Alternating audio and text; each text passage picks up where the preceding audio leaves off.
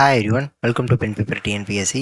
So இந்த வீடியோவில் என்ன அப்படின்னா, குரூப் 2 2A ப்ரிலிம்ஸ் கிளியர் பண்ண முடியலை அப்படிங்கிறவங்களுக்காக தான் இந்த வீடியோ. ஸோ இந்த வருஷம் கண்டிப்பாக குரூப் 2 2A ப்ரிலிம்ஸ் கண்டிப்பாக கிளியர் பண்ணியே ஆகணும். ஸோ எனக்கு நம்பிக்கை இருக்குது, நான் மெயின்ஸ் அந்த டைமில் படிச்சிருவேன்.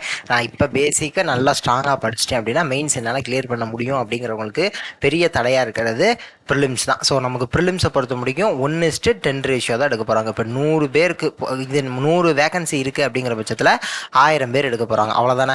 ஸோ இப்போ இதில் நான் ரொம்ப சிம்பிளாக சொல்கிறேன் என்னென்னலாம் தப்பு பண்ணுறோம். ஸோ எப்பயுமே எல்லாருக்குமே எல்லாரும் பண்ணுற பெரிய தப்பு என்ன அப்படின்னா மேக்ஸ் தான். ஸோ மேக்ஸில் ஸ்பீடு வரலை, அதனால தான் டைம் நிறையா ஆகுது. ஸோ டைம் நிறையா ஆகுது அப்படிங்கிறப்ப நான் ஏதோ கடைசி ஒரு 20 கேள்வியை என்னால் சரியாக படிக்க முடியல. அதனால் அந்த 20 கேள்வியில் எனக்கு நல்லா தெரிஞ்ச ஒரு 15 கேள்வியை நான் மிஸ் பண்ணிட்டேன். அதனால் என்னால் ப்ரிலிம்ஸ் கிளியர் பண்ண முடியல. ஸோ இதுதான் அப்போ ஃபஸ்ட்டு விஷயம். மேக்ஸில் ஸ்பீடு வரல. அப்போ ஏன் ஸ்பீடு வரலன்னா டெய்லி ப்ராக்டிஸ் இல்லை அப்படிங்கிறத அர்த்தம். அப்போ டெய்லி ப்ராக்டிஸ் நான் பல வீடியோவில் சொல்லிட்டேன். அப்போ டெய்லி ப்ராக்டிஸ் பண்ணிட்டோம் அப்படிங்கிற இடத்துல மேக்ஸு ஸ்பீடு வந்துடும். அதே நேரத்தில் அந்த 23 அப்படிங்கிற அந்த ரேஞ்சை நம்ம கண்டிப்பாக வாங்கிடலாம். 25 கேள்விக்கு 23 அல்லது 24 கண்டிப்பாக அட்டைன் பண்ணிட முடியும். ஸோ அப்போ நம்ம டெய்லி ப்ராக்டிஸ் பண்ணுற மூலிமா என்ன தெரியும் அப்படின்னா நம்ம எல்லா இதுலேயுமே ஸ்ட்ராங்காகவும், இன்னொன்று நம்ம எந்த கேள்விக்கு அதிக டைம் ஒதுக்கலாம், எந்த கேள்விக்கு அதிக டைம் ஒதுக்கக்கூடாது அப்படிங்கிற அந்த விஷயம் புரிதலில் நமக்கு வந்துடும். ஸோ அப்போ அந்த விஷயம் நமக்கு புரிய ஆரம்பிச்சிருச்சு அப்படிங்கிறப்ப ஓகே இது பெருசாக இருக்குது, சீட்டிங் அரேஞ்ச்மெண்ட்டு என்னால் பண்ண முடியும் அப்படின்னு தெரிஞ்சால் தான் அந்த 5 வரி கேள்வியை நான் ஃபுல்லாக படித்து பண்ண போகிறேன். இல்லை நான் டெய்லி ப்ராக்டிஸ் பண்ணப்பே சீட்டிங் அரேஞ்ச்மெண்ட்டு எனக்கு கொஞ்சம் லேட் ஆகும் அப்படின்னா அந்த கேள்வியை நான் ஸ்கிப் பண்ணிட்டு கடைசியாக பார்க்கலாம். ஸோ அப்போ எப்படி பண்ணணும் அப்படிங்கிற விஷயம் நமக்கு தெரிஞ்சிருக்கணும். ஸோ ரெண்டாவது முக்கியமான விஷயம், மெட்டீரியல் நான் கரெக்டாக சூஸ் பண்ணலை, அதனால் என்னால் கரெக்டாக ரிவைஸ் பண்ண முடியலை. அதனால் எனக்கு ஒரு ஆசிலேஷன் இருக்குது. அப்போ அந்த ஆசிலேஷனால் ஏவா பியா அப்படிங்கிற ஆன்சர் வந்து ஆப்ஷன் ஏ வருமா, பி வருமா, இல்லை சி வருமா அப்படின்னு ஏதோ ஒரு 2 ஆப்ஷனில் எனக்கு கன்ஃபியூஷன் வருது. அதனால் எனக்கு டைம் வேஸ்ட் ஆயிடுச்சு. அதனால் கடைசி ஒரு 20 கேள்வியில் எனக்கு தெரிஞ்ச ஒரு 15 கேள்வியில் நான் தப்பு பண்ணிட்டேன். ஸோ அப்போ இது ஒரு முக்கியமான விஷயம். அப்போ நீங்கள் கரெக்டான மெட்டீரியல் சூஸ் பண்ணால் தான் உங்களுக்கு ரிவைஸ் பண்ணுறதுக்கு எஃபிஷியண்ட்டாக இருக்கும். ஸோ மூணாவது விஷயம், நோட்ஸ் எதுக்கு கரெக்டாக எடுக்கணும் அப்படின்னு தெரிஞ்சிருக்கணும். ஸோ அப்போ நோட்ஸை வச்சு தான் நான் ரிவைஸ் பண்ண போகிறேன். அப்போ நோட்ஸ் நான் எதுக்கு எடுக்கணும், எதுக்கு எடுக்கக்கூடாது, எதுக்கு எப்படி எடுக்கணும் அப்படிங்கிறதுலாம் நமக்கு தெரியும். அப்போ நோட் மேக்கிங் வீடியோ நம்ம போட்டிருக்கோம், அதை பார்த்து நீங்கள் தெளிவுபடுத்திக்கலாம், ஓகேவா. ஸோ அதுக்கு அடுத்த விஷயம், ரிவிஷன் பண்ணாமல் விட்டுறது. நான் எல்லாமே மெட்டீரியல் கரெக்டாக தான் சூஸ் பண்ணேன், நோட்ஸ் கரெக்டாக தான் எழுதி வச்சிருக்கேன், இருந்தாலும் எனக்கு டைம் இல்லாத காரணத்தினால நான் ரிவிஷன் பண்ண முடியல அப்படின்னு சிலர் காரணம் சொல்லுவாங்க. ஸோ டைம் இல்லை, ரிவிஷன் பண்ண முடியல அப்படிங்கிறத சொல்லக்கூடாது. ஸோ உங்களோட ஸ்டடி பிளான்லேயே ரிவிஷனுக்குன்னு ஒரு நேரம் ஒதுக்கிட்டீங்க அப்படின்னா அது உங்களுக்கு வர ஆரம்பிச்சிடும். ஸோ அதற்கடுத்து நான் என்ன ஏற்கனவே சொன்னது தான். ஸோ நமக்கு 200 கொஷின் 180 நிமிஷம், 3 மணி நேரம் தானே டைமு. அப்போ 180 நிமிஷத்துக்குள்ளே 200 கொஷின் அடிக்கணும் அப்படின்னா நான் நிறையா ப்ரீவியஸ் இயர் கொஷின் பார்க்க தான் எனக்கு அந்த ஸ்பீடு வரும். ஸோ அப்போ தான் நான் எந்த கொஷினை ஸ்கிப் பண்ணலாம், எந்த கொஷினை இல்லை நான் 1 நிமிஷம் ஆனாலும் பரவாயில்ல இந்த கொஷினை நான் கரெக்டாக சால்வ் பண்ணிட்டு போயிடலாம், கரெக்டாக நான் டைம் ஒதுக்குனேன் அப்படின்னா என்னால் இதுக்கு ஆன்சர் கரெக்டாக பண்ணிட முடியும் அப்படிங்கிறது தெரியும். என்ன பிரச்சனை அப்படின்னா 1 நிமிஷம் ஒரு கொஷினுக்கு ஒதுக்குவாங்க, பட் அந்த கொஷின் தப்பாக இருக்கும். ஸோ அதுதான் ரொம்ப பெரிய விஷயம். ஸோ அப்போ அந்த தப்பு பண்ணிடவே கூடாது. நான் டைம் ஒதுக்குறேன் அப்படின்னா நான் அந்த கொஷின் கண்டிப்பாக கரெக்டாக போட்டுறணும், இல்லை அப்படின்னா அந்த கொஷினுக்கு டைம் எடுக்கக்கூடாது. ஸோ அதுக்கப்புறம் எஜுகேட்டட் கெஸ்ஸஸ் அப்படின்னு சொல்லுவாங்க. எஜுகேட்டட் கெஸ்னால் நான் ஏற்கனவே சொல்லியிருக்கேன், எல்லாராலையும் ஒரு கொஷினை கெஸ் பண்ணி ஆப்ஷனை எலிமினேட் பண்ணி ஆன்சர் பண்ண முடியாது. அந்த டாப்பிக்கு சம்பந்தமான விஷயங்கள் ஒருத்தருக்கு தெரிஞ்சால் மட்டும்தான் அந்த எலிமினேஷன் மெத்தட் மூலியமாக நம்ம கெஸ் பண்ணி இதுதான் வரும், இது கண்டிப்பாக வராது அப்படிங்கிறத கெஸ் பண்ணி நம்மளால் ஆன்சர் போட முடியும். அப்போ எஜுகேட்டட் கெஸ் எப்போ வரும் அப்படின்னா நான் நல்லா படித்து நல்லா ரிவைஸ் பண்ணி நான் ஒரு டாப்பிக்கு நான் கேள்வி என்ன கேட்டிருக்காங்களோ அதை நான் படிச்சிருக்கவே மாட்டேன், பட் அதை சுற்றி இருக்கிற நிகழ்வுகள் எல்லாம் எனக்கு தெரியும். அதனால் மட்டும்தான் என்னால் இந்த எஜுகேட்டட் கெஸ் அப்படிங்கிறத பண்ண முடியும். ஸோ அப்போ ஆப்ஷன் எலிமினேட் பண்ணுறதுக்கு நமக்கு என்ன தேவை அப்படின்னா ப்ராக்டிஸும் படிச்சிருக்கணும், அந்த டாப்பிக்கை படிச்சிருக்கணும், அதை ரிவைஸ் பண்ணியிருக்கணும், அதில் ஒரு 10 கொஷின் ப்ராக்டிஸ் பண்ணியிருக்கணும். அப்போ தான் அந்த எஜுகேட்டட் கெஸ் வர முடியும், ஓகேவா. ஸோ அப்போ எலிமினேஷன் மெத்தட் எல்லாமே நான் சும்மா ப்ராக்டிஸ் பண்ணிக்கிட்டே இருந்தால் எலிமினேஷன் மெத்தட் யூஸ் பண்ணி எனக்கு ஆன்சர் வருமானா கண்டிப்பாக வராது. படிக்கணும், படித்ததை ரிவைஸ் பண்ணணும், அதுக்கப்புறம் தான் ப்ராக்டிஸ். அப்போ படிக்கிறது மூலியமாக தான் எலிமினேஷன் மெத்தடு நமக்கு வந்து கை கொடுக்குமே தவிர நான் சும்மா ப்ராக்டிஸ் பண்ணிக்கிட்டே இருந்தேன்னா எலிமினேஷன் மெத்தட் எனக்கு கை கொடுக்காது. ஸோ அதற்கு அடுத்து நிறையா பேர் சொல்கிற கேள்வி என்ன அப்படின்னா மேட்ச் த ஃபாலோவிங்காக கேட்குறாங்கப்பா. அப்போ ஒரு 4 5 இது இருக்குன்னா எனக்கு 1 தான் தெரியுது, அப்போ அதுலேயும் எனக்கு 2 ஆப்ஷன் வந்து வந்து இடிக்குது. ஸோ அப்போ அந்த இடத்துல என்னாலுக்கு லேட் ஆகுது அப்படிங்கிறப்ப இப்போ மேட்ச் நீங்கள் கொஞ்சம் ப்ராக்டிஸ் பண்ணிட்டீங்க, கொஞ்சம் தெளிவாக படிச்சிட்டிங்க அப்படின்னா மேட்ச்சை வந்து உங்களால் இது பண்ணிட முடியும். அதே மாதிரி ஸ்டேட்மெண்ட் பேஸ்டு கொஷின். ஸோ அப்போ ஸ்டேட்மெண்ட் பேஸ்டு கொஷினில் மொத்தம் வந்து 4 ஸ்டேட்மெண்ட் கேட்குறாங்க, 5 ஸ்டேட்மெண்ட் கேட்குறாங்க. ஆக்சுவலாகவே எனக்கு இந்த 5 ஸ்டேட்மெண்ட்டுமே எனக்கு நல்லா தெரியும். பட் நான் எங்கே தப்பு பண்ணுறேன் அப்படின்னா இந்த 5 ஸ்டேட்மெண்ட்டை வாசிக்கிறேன் பாருங்கள், அந்த இடத்துல எனக்கு டைம் வந்து அதிகமாக தேவைப்படுது. ஸோ அதனால் அந்த கேள்விக்கு ஒரு நிமிஷமோ 1.5 நிமிஷமோ டைம் எடுத்துக்கிறேன். ஸோ எனக்கு நல்லா தெரியும் அந்த 5 ஸ்டேட்மெண்ட்டுமே எது கரெக்டு எது தப்புன்னு தெரியும். பட் நான் ரீட் பண்ணுறப்ப எனக்கு டைம் அதிகமாகுது அப்படின்னா நான் ரீட் பண்ணுற டைமை இன்க்ரீஸ் பண்ணணும்ல. அதுக்கு என்ன செய்யணும்னா அதுக்கு ப்ராக்டிஸ் பண்ணணும். ஒரு தடவைக்கு 2 தடவை ரிவிஷன் பண்ணிட்டீங்க அப்படின்னா உங்களுக்கு அந்த வார்த்தை கீவேர்டு கரெக்டாக கண்ணுக்கு தெரிய ஆரம்பிச்சிடும். ஒரு ஸ்டேட்மெண்ட்டு 3 வரியில் இருந்தால் கூட பரவாயில்ல, நீங்கள் நல்லா ரிவிஷன் பண்ணிட்டு போய் அதை புக்கில் இருக்க ஸ்டேட்மெண்ட் அப்படியே தான் கேட்குறாங்க, வேற ஒன்றும் ரொம்ப கன்ஃபியூஸ் பண்ணுறது கிடையாது. அப்போ நீங்கள் புக்கில் ஒரு தடவைக்கு 2 தடவை ரிவிஷன் பண்ணிட்டீங்க அப்படின்னா அந்த ஸ்டேட்மெண்ட்டில் கரெக்டாக கீவேர்டெல்லாம் தெரியும், எதை மாற்றுவாங்க எது வந்து மாற்றாமல் இருக்குது அப்படிங்கிறது. அந்த கீவேர்டை கரெக்டாக பிடிச்சிட்டு நீங்கள் வந்து இது கரெக்டு இது தப்பு, இந்த வார்த்தை இங்கே தப்பாக இருக்குது அப்படிங்கிறத அதை பிடிச்சிடலாம். அப்போ ஸ்டேட்மெண்ட் பேஸ்டு கொஷினுக்கு டைம் கன்சியூம் ஆகுது அப்படிங்கிறத டைமை எப்படி குறைக்கணும் அப்படின்னா அதுக்கும் நம்ம ரிவிஷன் தான் பண்ணணும். ஒரு தடவைக்கு 2 தடவை நல்லா படிச்சிட்டோம் அப்படிங்கிறப்ப அந்த இடத்துல டைம் கன்சியூம் ஆகாது. ஸோ அந்த கொஷினை டக்குன்னு சால்வ் பண்ணிடலாம். அதே நேரத்தில் கொஞ்சம் ப்ராக்டிஸ் பண்ணிட்டோம் அப்படின்னா அந்த வேமா வாசிக்கிறது நமக்கு வந்துடும். ஸோ ஆக்சுவலாக நம்ம திருப்பி ரிவைஸ் பண்ணுறப்பே நமக்கு வேமா ரீட் பண்ணுற அந்த ஸ்கில் வந்து ஆட்டோமேட்டிக்காகவே டெவலப் ஆயிரும். ஸோ அடுத்த விஷயம், ஸோ இது ரொம்ப முக்கியமான விஷயம். ஸோ டைமுக்கு அந்த எக்ஸாம் சென்டருக்கு போக முடியலை அப்படின்னா அப்போது ஒரு பதட்டம் வரும். அந்த பதட்டத்திலே நம்ம ஒரு 10-15 கொஷினுக்கான டைம் வந்து நமக்கு அதிகமாக எடுத்துருவோம். உட்காந்தோடனே அந்த பதட்டம் வந்து டக்குன்னு குறையாது. ஸோ நம்ம அதில் வந்து ஒரு இது பண்ணி வர்றதுக்கே ஒரு 10 நிமிஷம் 1/4 மணி நேரம் வேஸ்ட் ஆயிடும். ஸோ அதனால் எப்பயுமே எக்ஸாம் ஹாலுக்கு போகிறதுக்கு முன்னாடி கொஞ்சம் எக்ஸாம் இதுதான் டைம் அப்படின்னா ஒரு 1/2 hour ஒரு 45 minutes முன்னாடியே போயிட்டோம்னா அந்த பதட்டம் குறைஞ்சிரும். அதே மாதிரி பெண்ணுமே முக்கியம். ஸோ எம்சிக்யூவில் பிளாக் பென்னில் தான் நம்ம ஷேட் பண்ணுறோம் அப்படின்னா அந்த பிளாக் பென் ஒரு 2 பென் 3 பென் வச்சுக்கணும். ஒரு பென்னு 2 பென்னு நல்லா எழுதி பார்த்து அதை நம்ம கைக்கு அந்த ஒரு வாரமாக சரி இது நம்மளுக்கு நல்லா ஷேட் பண்ணால் நமக்கு கைக்கு வசவாக இருக்குது, கரெக்டாக ஷேட் பண்ணுது அப்படிங்கிறத தெரிஞ்சுக்கணும்.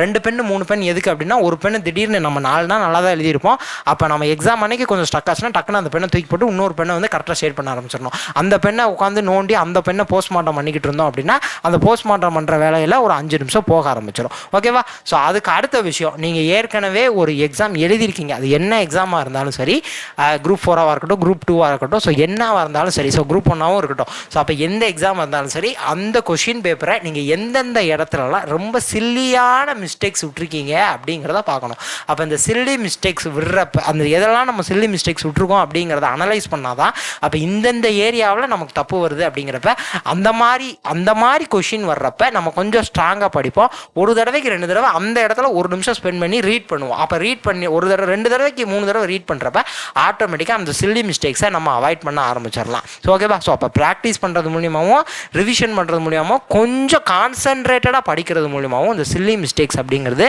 நமக்கு குறைய ஆரம்பிச்சிடும். ஸோ அடுத்த முக்கியமான விஷயம் தமிழ். ஸோ தமிழ் அல்லது ஜென்ரல் இங்கிலீஷ். ஸோ நம்ம தமிழை பற்றியே பேசுவோம். ஸோ தமிழில் எதெல்லாம் ரொம்ப பேசிக்காக எல்லாரும் படிச்சுட்டு வர்றதை நான் படிக்காமல் போனேன் அப்படிங்கிற பட்சத்தில் எனக்கு அங்கே அவுட் ஆகும். ஓகேவா? ஸோ இப்போ மேக்ஸும் ஜிஎஸும் பொறுத்த முடிக்கும் நீங்கள் தப்பு பண்ணிங்கன்னா அது எல்லாருக்கும் அந்த கேள்வி தப்பாக தான் இருக்கும். ஸோ இல்லை நான் அதுக்கு ஈஸியான கொஷினே தப்பு பண்ணுறேன், அது ரொம்ப தப்பான விஷயம். ஸோ எல்லாருக்கும் ஈஸியான கொஷின் அதை நான் தப்பு பண்ணவே கூடாது, அப்படின்னா நான் காம்படிஷன் விட்டு வெளியே போயிடுவேன். ஸோ அப்போ எல்லாரும் கண்டிப்பாக கரெக்டாக எழுதுகிற கொஷின் நான் கரெக்டாக எழுதிடணும். அது ஒரு பக்கம் இருந்தாலும் ஸோ ஒரு சிலர் மட்டுமே, ஸோ காம்படிஷன் ஃபஸ்ட்டு ஒரு 20,000 பேர் இருக்காங்கன்னு வச்சுக்குவோம். ஃபஸ்ட்டு 20,000 பேர், இந்த 20,000 பேரில் ஒரு 1000 பேர் மட்டும்தான் ஒரு கொஷினை கரெக்டாக எழுதியிருப்பாங்க, மீதி 19,000 பேரும் அந்த கொஷினுக்கு தப்பாக தான் எழுதியிருப்பாங்க. ஸோ அப்போ அந்த மாதிரி இருக்கிற கேள்வியை நம்ம கரெக்ஷன் நம்ம அந்த 1000 பேருக்குள்ளே எப்போ சேருவோம் அப்படின்னா அதுக்கு ஃபஸ்ட்டு வந்து தமிழ், அதுக்கு அடுத்து மேக்ஸு, ஸோ அதுக்கு அடுத்து ஜிஎஸ். அப்போ நான் தமிழ் மேக்ஸு ஜிஎஸ், அதில் ஜிஎஸ்லேயும் குறிப்பாக பாலிட்டி ஐஎன்எம், அதற்கு அடுத்தபடியாக யூனிட் 6. ஓகேவா? ஸோ யூனிட் 6 நான் ஏற்கனவே சொல்லிட்டேன், ஐஎன்எம்மும் தமிழும் படிக்கிறப்ப, அதாவது ஹிஸ்ட்ரியும் தமிழும் படிக்கிறப்ப யூனிட் 6 பாதிக்கும் மேலே கவர் ஆயிரும். ஸோ அப்போ இந்த மாதிரி ஏரியாவில் நான் கொஞ்சம் ஃபோக்கஸ் பண்ணி படிக்கிறப்ப முதல் 20,000 பேர் ஒரு கொஷினை சால்வ் பண்ணுறப்போ 1000 பேர் மட்டும்தான் கரெக்டாக எழுதுறாங்க, மீதி 19,000 பேர் தப்பு பண்ணுறாங்க. அப்படிங்கிற பட்சத்தில் அந்த 1000 பேருக்குள்ளே நானும் ஜாயின் பண்ணிடலாம். காரணம் நான் மேக்ஸ் கொஞ்சம் நல்லா படிச்சுட்டேன், நல்லா டெய்லி ப்ராக்டிஸ் பண்ணிட்டேன், நல்லா ரிவிஷன் பண்ணியிருக்கேன், என்கிட்ட ஹேண்ட் ரிட்டன் நோட் நோட்ஸ் இருக்குது, நான் டெய்லி ப்ராக்டிஸ் பண்ணதுனால எனக்கு ஸ்பீடு வரும். ஸோ அதனால் அந்த கேள்வியை நான் கரெக்டாக போட்டேன் அப்படிங்கிற அந்த விஷயத்துக்குள்ளே போயிடலாம். அதே மாதிரி இந்த 3 யூனிட்டை நம்ம கான்சென்ட்ரேட் பண்ணி படிக்கிறப்ப நம்ம அந்த யூனிட்லேருந்து கொஞ்சம் இன்டெப்த்தாக கேள்வி கேட்குறாங்க அப்படின்னா நம்ம அந்த கொஷினை கரெக்டாக போடுறது மூலியமாக இந்த 1000 பேருக்குள்ளே போகலாம். ஸோ தமிழை பொறுத்த முடியும் ஃபஸ்ட்டு பேசிக்காக எல்லாரும் படிக்கிறத நம்மளும் தர பண்ணிடணும். ஏற்கனவே சொல்லியிருக்கேன் 6th to 10th new book, 6th to 10th old book, +1 +2 new, +1 +2 old, அதுக்கப்புறம் +1 +2 சிறப்பு தமிழ், அதுக்கப்புறம் ஓல்டு எடிஷன் புக்கு, அதுக்கப்புறம் ஓல்டு சிறப்பு தமிழ், அதற்கப்புறம் அவுட் சோர்ஸ் பண்ணால் போதும். ஸோ இங்கே நிறைய பேர் பண்ணுற பெரிய தப்பு என்ன அப்படின்னா 6th to 10th, so 6th to 10th new book, 6th to 10th old book, அதற்கப்புறம் +1 +2 நியூ புக்கு, அதற்கப்புறம் +1 +2 சிறப்பு தமிழ். ஸோ இதை கூட முடிக்காமல் அவுட் சோர்ஸில் நான் போய் படிக்கிறேன் அப்படின்னு சொல்லிட்டு அங்கே டைம் கன்சியூம் பண்ணுறது. அப்போ அவுட் சோர்ஸு இதெல்லாம் நான் முடிச்சுட்டேன் அப்படிங்கிறவங்க தான் அவுட் சோர்ஸ் பண்ணணும். ஸோ இன்னுமே இதில் +1 +2 ஓல்டு புக் இருக்குது, +1 +2 ஓல்டு சிறப்பு தமிழ் இருக்குது, அதுக்கப்புறம் ஓல்டு எடிஷன் புக்கெலாம் இருக்குது. ஸோ பட் இதையாவது நான் முடிச்சிடணும். 6th to 12th new book சொல்லியிருக்கேன்னா 6th to 10th இங்கே வந்து 11th 12th நியூ புக் வந்துருச்சு. அப்போ 6th to 12th old book, அதற்கப்புறம் 6th to 10th new book, இங்கே +1 +2 நியூ புக்கு, அதுக்கப்புறம் 6th to 10th old book, +1 +2 புது சிறப்பு தமிழ். ஸோ இதைவாது முடிச்சுட்டு தான் அவுட் சோர்ஸ் போகணும். ஸோ அவுட் சோர்ஸில் நிறையா டைம் வேஸ்ட் பண்ணாதீங்க. பேசிக்ஸ் தெரியாமல் அவுட் சோர்ஸ் நம்ம படித்தோம்னா அதுலேயும் எந்த பயனும் கிடையாது. ஓகேவா? ஸோ அப்போ நம்ம 6th to 10th new, old, +1 +2 new, +1 +2 சிறப்பு தமிழ். ஸோ இந்த பாதை தான் கரெக்டானது. ஸோ அதை தான் நம்ம டார்கெட் பண்ணி போகணும். ஸோ அதற்கு அடுத்து நிறையா பேர் பண்ணுற பெரிய தப்பு என்ன அப்படின்னா திருக்குறள். ஸோ திருக்குறளில் ரொம்ப ஈஸியாக லூஸ் பண்ணுறாங்க. திருக்குறளில் லூஸ் பண்ணவே கூடாது மார்க்கை. அப்போ திருக்குறளில் லூஸ் பண்ணாமல் இருக்கணும் அப்படின்னா first 6th to 10th new புக்கில் இருக்கிற எல்லா திருக்குறளும் படிங்க. இந்த அதிகாரம் இருக்குது, இந்த அதிகாரம் இல்லை அப்படிங்கிறத கைவிட்டுறணும். அப்போ எல்லா திருக்குறளும் படிக்கணும். அதே மாதிரி 6th to 10th old book ஒரு அதிகாரம் கொடுத்துருப்பாங்க, அதுக்கு கீழே 10 திருக்குறள் கொடுத்துருப்பாங்க. இந்த அதிகாரம் இல்லை நான் படிக்கலன்னு சொல்கிற கேள்வியே வரக்கூடாது. ஏன்னா யூனிட் 6ல் இந்த திருக்குறள் தான் கேட்கணும், இந்த திருக்குறள் தான் கேட்கக்கூடாதுன்னு எந்த இதுவுமே கிடையாது. ஸோ அப்போ அவங்க டாபிக் தான் வச்சுருக்காங்க. யூனிட் 6 பொறுத்த முடியும் அதிகாரம் யூனிட் 6ல் பேஸ் ரொம்ப ஸ்பெசிஃபிக்காக மென்ஷன் பண்ண கிடையாது. அப்போ இந்த டாபிக்லாம் வருது அப்படிங்கிற பட்சத்தில் நம்ம இங்கே 6th to 10th new book, 6th to 10th old, அதுக்கப்புறம் +1 +2 நியூ புக்கில் இருக்கிற திருக்குறள், இதை நம்ம படிச்சுட்டு போகணும். இதை எப்படி படிக்கணும்லாம் சொல்லியிருக்கேன். அதிகாரம் படிக்கணும், அந்த திருக்குறள் படிக்கணும், திருக்குறளில் பொருள், அப்போ எந்த மாதிரியெல்லாம் பொருள்லேருந்து கேள்வி கேட்கலாம், திருக்குறள்லேருந்து எப்படி கேள்வி கேட்கலாம், திருக்குறளை கொடுத்துட்டு அதிகாரம் எப்படி கேள்வி கேட்கலாம், அப்போ இந்த மாதிரியா ஒரு பொருளை கொடுத்துட்டு இது வந்து எந்த அதிகாரத்தை மென்ஷன் பண்ணுது அப்படின்னு சொல்லி கேள்வி கேட்கலாம். பின்னாடி இருக்கிற குருவினா ரொம்ப ரொம்ப ரொம்ப முக்கியம். குருவினாவை எப்படி கொஷினாக ஃப்ரேம் பண்ணுறாங்க அப்படின்னு நம்ம திருக்குறள் நடத்தக்கூடிய ஒவ்வொரு வீடியோவுக்குமே நம்ம சொல்லி தான் சொல்கிறோம். ஸோ அப்படி நீங்கள் படித்து வச்சிட்டிங்கன்னா திருக்குறள்லேருந்து வர ஒரு 6-7 கேள்வி, ஸோ குறைஞ்சது 5 கேள்வி கேட்டுடுறாங்க. தமிழையும் ஜிஎஸ்சியும் சேர்க்குறப்ப குறைஞ்சது 5 கேள்வி திருக்குறள் ரிலேட்டட் கேள்வி வந்துடுது. ஸோ அப்போ அந்த 5 கேள்வியை நம்ம கரெக்டாக போட்டுட்டோம் அப்படின்னாலே இந்த அவங்க தப்பு பண்ணுறாங்கன்னு சொல்லி சொன்னோம்ல, அப்போ கரெக்டாக எழுதுகிற அந்த 1000 பேருக்குள்ளே நம்ம போயிடலாம். 5 கேள்விக்கும் நம்ம 1000 பேருக்குள்ளே போயிட்டோம்னாலே நம்ம காம்படிஷனில் எவ்வளவோ முன்னாடி போயிடலாம். ஸோ அப்போ ப்ரிலிம்ஸே கிளியர் பண்ண முடியலை அப்படிங்கிறவங்களுக்கு பேசிக்கான ரீசன் இதெல்லாம் தான். ஸோ அப்போ மேக்ஸு ஃபஸ்ட்டு பார்க்குறோம், மெட்டீரியலு, நோட்ஸு, ரிவிஷனு, அந்த 3 மணி நேரத்தில் எப்படி எக்ஸாம் எழுதணும், அதுக்கப்புறம் எலிமினேஷன் மெத்தடுக்கு எஜுகேட்டட் கெஸ் என்னன்னு சொல்லியிருக்கேன். மேட்ச் த ஃபாலோயிங் கொஷின் எப்படி ஆன்சர் பண்ணணும், ஸ்டேட்மெண்ட் கொஷின். ஸோ இதில் அசஸன் அண்ட் ரீஷனுமே நீங்கள் சேர்த்துக்கலாம். அதுவும் நான் இது என்ன சொன்னேன்னா ஸ்டேட்மெண்ட்டுக்குலாம் என்ன சொன்னேன்னா அதே மாதிரியான விஷயங்கள் தான் அசஸன் ரீஷனுக்குமேவும். ஸோ அதற்கப்புறம் ஸோ கூற்று காரணம் அதுதான். ஸோ அதுக்கும் அதே மாதிரி தான். ஸோ அடுத்து எக்ஸாம் ஹாலுக்கு எப்படி முன்னாடியே போயிருங்க, உங்கள் இதை வந்து நீங்கள் மைண்டை பீஸ்ஃபுல்லாக வச்சுக்கணும், ஃப்ரீயாக வச்சுக்கணும். ஸோ பென்னு அதெல்லாம் கொஞ்சம் யூஸ் பண்ணிக்கோங்க. ஸோ ஓஎம்ஆரில் தப்பு பண்ணிடக்கூடாது. ஸோ அதுதான் சில்லி மிஸ்டேக்ஸ் அப்படிங்கிறது கொஷினில் இது பண்ணுறது மட்டும் இல்லை, ஓஎம்ஆரில் மாற்றி ஷேட் பண்ணிடுவாங்க. அப்போ ஒரு ஸ்கேல் எடுத்துகிட்டு போயிருங்க, ஒரு கண்ணாடி ஸ்கேலை வச்சுட்டு அந்த கொஷினை கரெக்டாக மறைச்சிக்கிட்டே வாங்க. இந்த ஓஎம்ஆர் இந்த கொஷினை ஷேட் பண்ணிட்டோம், இப்போ இந்த கொஷினை நான் ஸ்கிப் பண்ணுறேன் அப்படின்னா அதை கீழே இறக்கிடணும். அந்த கண்ணாடி ஸ்கேலை கரெக்டாக கீழே இறக்கிடணும். நான் போய் அடுத்து இந்த கொஷினை நான் ஸ்கிப் பண்ணுறேன் அப்படின்னு சொல்லிட்டு அந்த கொஷின் நம்பர் மட்டும் நான் கொஷின் பேப்பரில் எங்கேயாவது ஒரு இடத்துல கடைசி பேஜில் நோட் பண்ணி வைப்பேன், இதை நான் கடைசி பார்க்கலாம் அப்படின்னு சொல்லிட்டு. அப்போ என்ன செய்யணும், நான் அந்த இதையும் நான் ஸ்கேல் வச்சிருக்கேன்னா அதையும் ஒரு கொஷின் இறக்கிடணும். அப்புறம் அடுத்த கேள்விக்கு நம்ம இது பண்ணுறப்ப கரெக்டாக தான் ஷேட் பண்ணுறோமான்னு ஒரு தடவை செக் பண்ணிக்கணும். ஏன்னா வரிசையாக ஷேட் பண்ணுறது வேறு, நான் அங்கங்கே ஒரு கொஷின் ஸ்கிப் பண்ணுறேன் அப்படிங்கிற பட்சத்தில் அது வந்து நிறையா பேர் மாற்றி ஷேட் பண்ணிடுவாங்க. அதனால் தெரிஞ்ச கேள்விக்கு ஆன்சர் பதில் தப்பாக போயிடும். ஸோ அதையும் ஞாபகம் வச்சுக்கணும். ஓகேவா? ஸோ அதேமாரி நான் கடைசியாக சால்வ் பண்ணுறேன்னு சொல்லிட்டு 200 கேள்வியில் ஒரு 50 கேள்வி எழுதி வைக்கக்கூடாது. அதுவும் ரொம்ப தப்பு. ஓகேவா? ஒரு 5 கேள்வியோ 10 கேள்வியோ எழுதி வைக்கலாம். ஸோ அப்போ 10 கேள்வியை நான் கரெக்டாக கடைசி ஒரு 20 நிமிஷம் அந்த 10 கேள்விக்கு அந்த டைம் கொடுத்து தான் ஆகணும். ஸோ நான் வந்து எனக்கு இது தெரியலன்னு சொல்லி கடைசி கொஷின் பேப்பர் கடைசியில் வந்து நான் எழுதி வைப்பேன். ஒரு 15 கேள்வி எழுதி வச்சிருக்கேன் அப்படின்னு சொல்லுவோம். ஸோ அந்த 15 கேள்விக்கு கடைசி 10 நிமிஷம் தான் இருக்கும். அப்பயும் நம்ம அவசரமாக தான் திருப்பி அந்த 10 கேள்வியை வந்து நம்ம ஆன்சர் பண்ணுற மாதிரி இருக்கும். ஸோ அப்பயும் அது தப்பு தான் நம்ம பண்ணுவோம். ஸோ நான் கடைசியாக ஒரு 10 கேள்வி நான் கடைசியாக ஆன்சர் பண்ண போகிறேன் அப்படின்னு சொல்லி கொஷின் பேப்பரோட லாஸ்ட் பக்கத்தில் எழுதி வைக்கிறேன் அப்படின்னா நான் கரெக்டாக அந்த 10 கேள்விக்கு ஒரு 12 நிமிஷமோ 13 நிமிஷமோ நான் கடைசி ஒதுக்கி தான் ஆகணும். ஸோ அதுக்கேற்ற மாதிரி நான் பிளான் பண்ணி தான் மீதி கேள்விக்கு நான் ஆன்சர் பண்ணணும். ஸோ அப்போ இந்த விஷயத்தெல்லாம் கவனத்தில் வச்சுக்கோங்க.